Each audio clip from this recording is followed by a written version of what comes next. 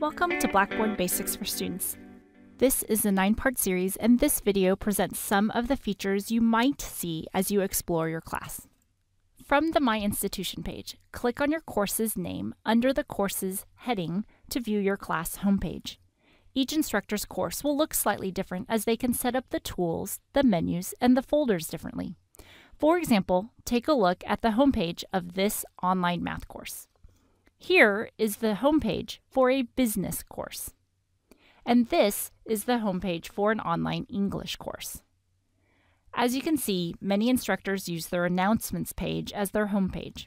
For this reason, I have also set up the homepage of our sample course as the announcements page.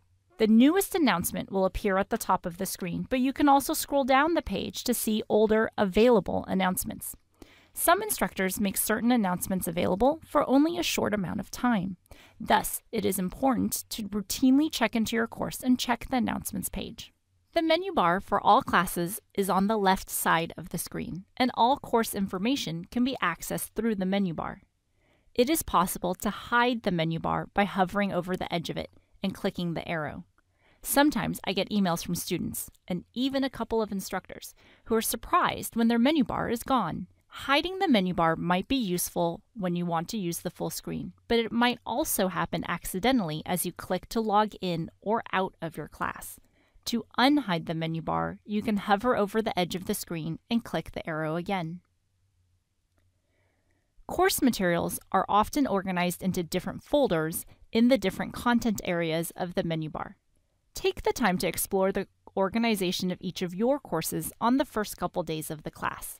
If needed, you can even take notes to remind yourself of what information can be found where. As you explore the various sections and folders in your course, you can always find your way back by either clicking on the menu bar or by using the breadcrumb trails found on the top of the screen. For example, if I enter the Module 1 folder and click on Lesson 1, the organization of these folders are shown as a trail. If I want to go back to the Module 1 folder, I can start over by clicking the modules on the menu bar, or I can move back one folder using this breadcrumb trail.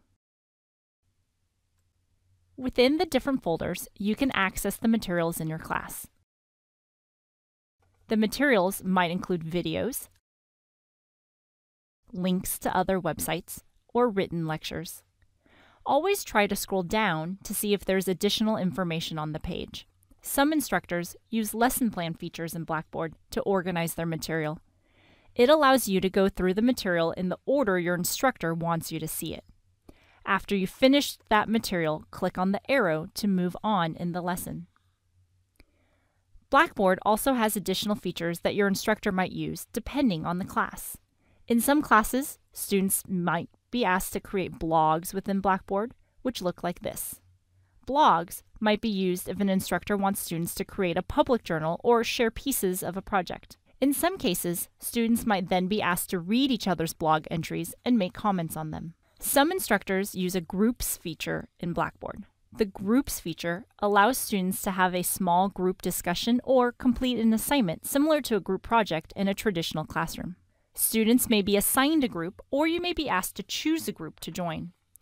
If you are enrolled in a group, the My Groups menu will appear below the menu bar and give you direct access to each of your groups. One feature that many instructors use is the discussion boards. Discussion boards are similar to the message boards that you may find on the internet. The discussion boards give students a chance to communicate with their classmates and their instructor. Students might discuss the class readings, or they might complete an activity and share it in the discussion board. Additional details on how to use the discussion board will be featured in a separate video. Blackboard also includes a few features to allow students to submit assignments and to take exams. Information about these features will be included in a separate video.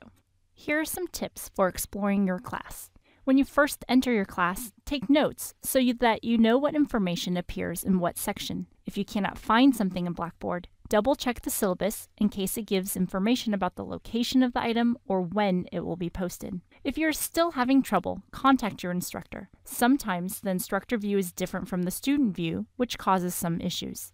Other times, there might be a technical error in Blackboard or your browser. Your instructor can help you resolve these issues. As mentioned in the video, I recommend using the breadcrumb trail to navigate the the folders in Blackboard. You should not need to use your browser's back button when navigating the class. Be aware that some items, such as announcements, assignments, and exams, can be posted for a limited amount of time. For example, I may make some announcements about upcoming on-campus events only available for the 4 days before the event. In addition, in my classes, the link to an exam may only be available for the 7 days before the due date. Because these items may become unavailable, download and save items that you want to access to your computer so that you will always have a copy of them. I also recommend printing copies of items that you will reference often, such as a syllabus and/or a course calendar. I print multiple copies of my course calendars. I post one in my office, one at home, and I keep one in my work bag for easy access. Thanks for watching. I hope this helps. Check out the link to other videos in the Blackboard Basics for Students series in the general information section below.